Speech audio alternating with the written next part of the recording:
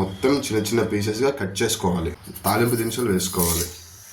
ఆ తర్వాత 2 రెప్పల కరివేపాకు, ఉల్లిపాయ, అల్లము, క్యారెట్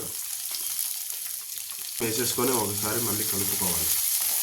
ఒక గుప్పెడు వేరుశనగ ఉప్పు మొత్తం వేగిన తర్వాత ఇందులో 1 గ్లాస్ వాటర్ పోసుకోవాలి. ఇలా వాటర్ మొత్తం బాయిల్ అవుతున్నప్పుడు ఇందులో కొద్దిగా సాల్ట్ వేసుకోవాలి టేస్ట్ కోసం. మెల్లగా కలుపుతూ ఇట్లా బొంబాయి రవ్వను వేసుకోవాలి, లేకపోతే బొంబాయి రవ్వ అనేది గడ్డలు కట్టేస్తుంది. ఖచ్చితంగా కలుపుతూ వేసుకోవాలి. ఒక 2 నిమిషాలు ప్లేట్ పెట్టేద్దాం. చూసారు కదా ఫ్రెండ్స్, ఎంత ఈజీగా బొంబాయి రవ్వ అనేది అయిపోయిందో.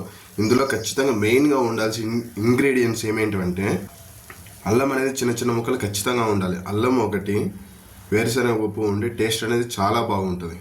మీరు కూడా ఒకసారి ఇలా ట్రై చేయండి. Bye friends.